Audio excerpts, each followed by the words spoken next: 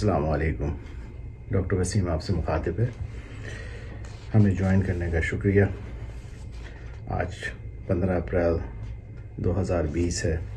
میں ایک general physician ہوں اور امریکہ کی ریاست کیلیفورنیا میں پریکٹس کرتا ہوں.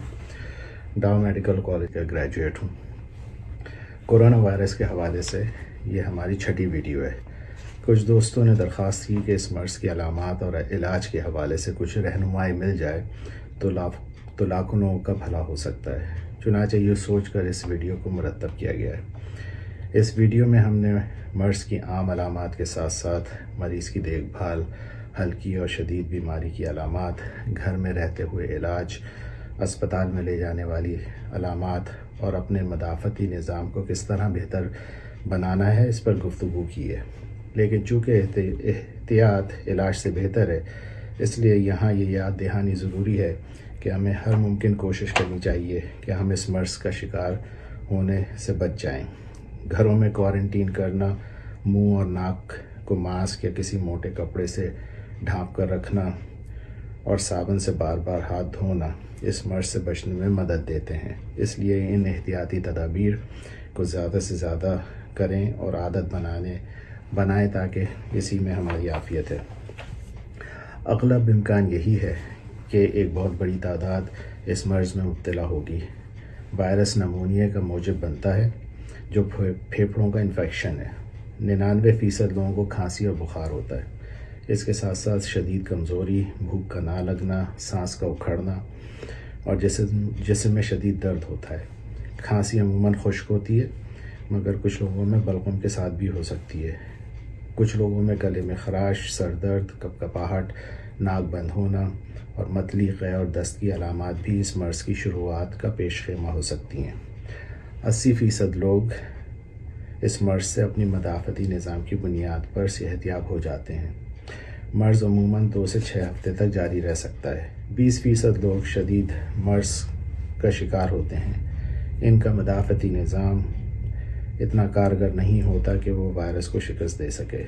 ایسے لوگ عموماً 30 سال کی عمر سے زیادہ کے ہوتے ہیں جن میں پہلے سے موجود مختلف بیماریاں مثلاً دمے کا مرض، ڈائبٹیز یا ذیابیطس اور دل کے امراض اور کینسر کے امراض ان کے مدافعتی نظام کو کمزور کیے ہوئے ہوتے ہیں.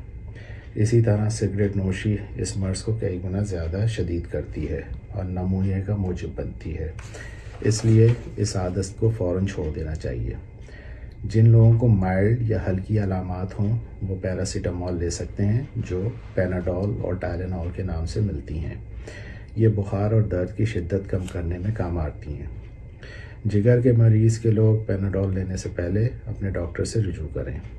لوگ پوچھتے ہیں کہ کیا دوسری طرح درد کی دوائیں مثلاً بروفین، پونسٹن اور نیپروسن اس مرض میں استعمال کی جا سکتی ہیں. اس پر سائنٹیفک کمیونٹی میں اختلاف ہے، اس لیے ہم اس کا استعمال تجویز نہیں کرتے.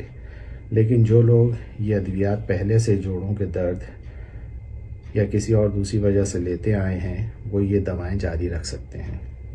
کھانسی چونکہ کافی شدید ہوتی ہے اس لیے مریض کو عموماً کھانسی کے شربت کی ضرورت ہوتی ہے. میں ہلکی کھانسی میں ڈیکسٹرومیتھورفن اور زیادہ کھانسی میں کوڈین والا سرپ استعمال کرتا ہوں. کچھ کھانسی کے شربتوں میں ایسی ادویات ہوتی ہیں جو بند ناک کو کھولتی ہیں مگر ساتھ ہی ساتھ بلڈ پریشر بھی بڑھاتی ہیں. اس لیے بہتر ہوگا کہ آپ اپنے معالج سے اس معاملے میں کنسلٹ کریں کہ آپ کو کون سا شربت پینا بہتر رہے گا. جیسا کہ ہم نے پہلے کہا، اس مرض میں مبتلا 80% افراد گھر میں ریسٹ کرنے اور ضرورت کے تحت پیراسیٹامول اور کھانسی کا شربت پینے اور اچھی خوراک کھانے سے صحت یاب ہو جائیں گے. یہاں خوراک کے بارے میں 2 الفاظ کہنا چاہوں گا.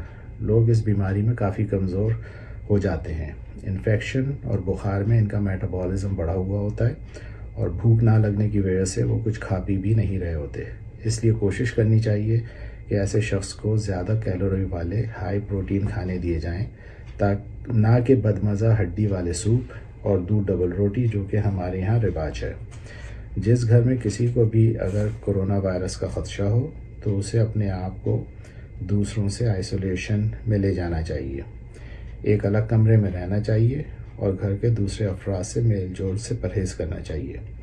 گھر میں موجود کورونا وائرس کے انفیکشن زدہ شخص کی وجہ سے دوسرے لوگوں میں انفیکشن کا رسک کئی گنا بڑھ جاتا ہے۔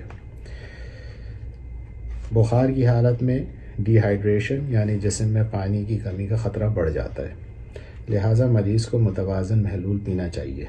1 لیٹر پانی میں 1 چائے کا چمچہ نمک اور حسب ذائقہ چینی ملا کر آپ گھر میں ORS خود بھی بنا سکتے ہیں۔ اس کو زیادہ سے زیادہ پئیں اور ڈی ہائیڈریشن سے بچیں۔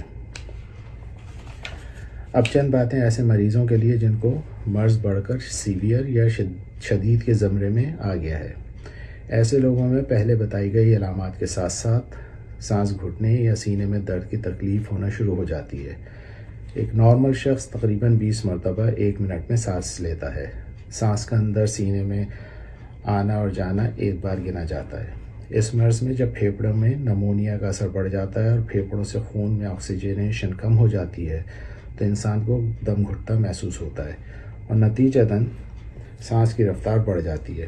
اگر کسی بیمار میں ریسپریٹری ریٹ یعنی سانس لینے کا عمل 30 دفعہ فی منٹ سے بڑھا ہوا ہو اور چند قدم چلنے پر ہی اس کا سانس اکھڑنے لگے یا وہ آرام کی حالت میں بھی سانس کی تکلیف محسوس کر رہا ہو تو ایسے مریض کو فوراً ہسپتال چلے جانا چاہیے۔ اس کے ساتھ ساتھ ہونٹوں اور انگلیوں کا اگدھا نیلا ہونا بھی خون میں آکسیجن کی کمی کی ایک علامت ہے۔ ایسے مرض کو اضافی آکسیجن بذریعہ ماسک اور انتہائی اقدام کی صورت میں وینٹیلیٹر سپورٹ کی ضرورت ہو سکتی ہے۔ جو لوگ شدید علامات یعنی سیویئر سمپٹمز کے ساتھ ICU میں ایڈمٹ ہوتے ہیں ان کو مختلف ادویات دی گئی ہیں جن میں ریمڈیسیویر، ہائیڈروکسی کلوروکوئن اور ایزیتھرومائسن شامل ہیں، مگر سائنٹیفک کمیونٹی میں ان ادویات کی افادیت کے بارے میں اختلاف ہے۔ اسی طرح کرونا وائرس سے صحت یاب افراد کے خون سے پلازما اور اینٹی باڈیز کو کشید کر کے شدید بیمار افراد کو انجیکشن کی صورت میں دینے کا علاج ابھی تجرباتی منزلوں سے گزر رہا ہے، چنانچہ ان کی افادیت پر کچھ زیادہ نہیں کہا جا سکتا۔ اب جب صورتحال یہ ہے کہ نہ تو ہمارے پاس وائرس کو انسانی جسم میں فنا کرنے کے لیے کوئی دوا ہے اور نہ ابھی کوئی ویکسین اس کے تدارک کے لیے ایجاد ہوئی ہے، تو ہماری کوشش ہونی چاہیے کہ ہم اپنے جسم کے مدافعتی نظام کو بہتر بنانے کی طرف توجہ دیں۔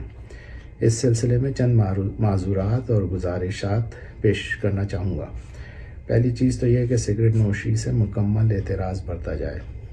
ہم پہلے ہی بتا چکے ہیں کہ جو لوگ سگریٹ پیتے ہیں ان میں نمونیا کا چانس 14 گنا بڑھ جاتا ہے۔ ایکسرسائز کی عادت ڈالیں۔ ایک صحت مند جسم کے لیے 6 سے 8 گھنٹے کی نیند کا اہتمام کریں۔ وائٹامن ڈی اور زنک کی مقدار اپنی خوراک میں بڑھائیں۔ جو لوگ سپلیمنٹس نہیں خرید سکتے وہ دال، گوشت، میوہ جات اور انڈوں کو اپنی خوراک میں شامل کر کے زنک حاصل کر سکتے ہیں، اور 15 منٹ روز دھوپ میں بیٹھنے سے ان کی کھال وائٹامن ڈی مناسب مقدار میں بنا سکتی ہے۔ میڈیٹیشن ایک امپورٹنٹ ایلیمنٹ ہے جو کہ آپ کی روحانیت کو امپروو کرتا ہے، آپ کو اسپریچولی اس قابل بناتا ہے کہ آپ کسی بھی بیماری سے لڑنے کی استطاعت آپ میں بہتر ہو۔ میڈیٹیشن لوگ مختلف طریقوں سے کرتے ہیں، کچھ لوگ دعا کرتے ہیں، کچھ لوگ نمازیں پڑھیں گے، کچھ لوگ چرچ جائیں گے، کچھ لوگ مسجدیں جائیں گے۔ یوگا کے طریقے بھی سائنٹیفکلی مختلف بیماریوں میں افادیت کی طرف اشارہ کر چکے ہیں، تو آپ جس طرح بھی میڈیٹیشن کرنا چاہیں اسے اپنی روزمرہ کا معمول بنائیں۔ کورونا سے متاثر افراد کو گہرے سانس لینے کی ترغیب دینی چاہیے، یہ ایک بہت ضروری بات ہے۔ صحت مند افراد کو ابھی سے اپنے تنفس سے متعلق عضلات کو مضبوط کرنے پر کام کرنا شروع کر دینا چاہیے۔ پھیپھڑوں میں سانس آنے کا عمل انسپریشن اور ایکسپریشن پر منحصر ہوتا ہے۔ انسپریشن ایک ایکٹیو پروسیس ہے جس کے اندر سینے کے ریسپریٹری مسلز جن کو ہم انٹرکاسٹل مسلز کہتے ہیں وہ سکڑتے ہیں، اس طرح سے سینے کے جو کیپیسٹی ہے اس کو بڑھاتے ہیں اور سانس جو ہے وہ اندر جاتا ہے پھیپھڑوں کے اندر۔ اسی طرح ڈائفرام جو مسل ہوتا ہے جو کہ چھاتی اور پیٹ کے درمیان ہوتا ہے، اس کے سکڑنے سے بھی سینے کا ڈائیمیٹر بڑھتا ہے اور سانس اندر جاتا ہے۔ ایکسپریشن ایک پیسیو عمل ہے جس کے اندر جو ہے یہ مسلز دوبارہ ریلیکس ہو جاتے ہیں اور چیسٹ کا جو ریکوائل ہے وہ واپس اسے اس کی اصل پوزیشن پہ لاتا ہے اور پھیپھڑوں سے سانس باہر نکل جاتا ہے. یہ ایک نارمل عمل ہے. جن لوگوں کو کرونا وائرس کا انفیکشن ہوا ہوتا ہے اور جن لوگوں میں سانس اکھڑنے کا احساس ہو رہا ہوتا ہے, دم گھٹ رہا ہوتا ہے, وہ تیز تیز سانس لے رہے ہوتے ہیں, ایسے میں ان کا جو سانس ہے وہ پھیپھڑوں تک نہیں پہنچ رہا ہوتا بلکہ سانس کی نالیوں تک محدود رہتا ہے. تو کوشش کرنی چاہیے کہ مریض جو ہے وہ گہرے سانس لے تاکہ آکسیجنیٹڈ ہوا جو ہے وہ اس کے پھیپھڑوں تک پہنچ سکے.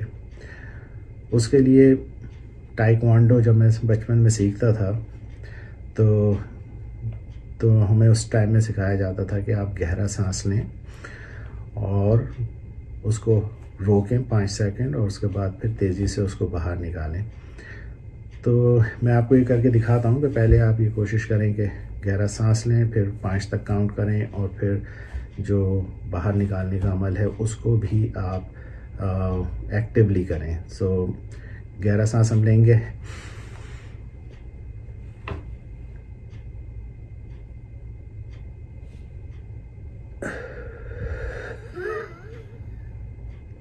پھر گہرا سانس لیں,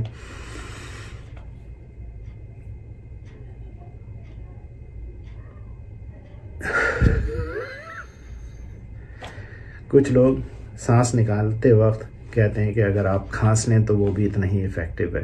تو گہرا سانس لینے کے بعد 5 منٹ روکیں اور جب نکالیں تو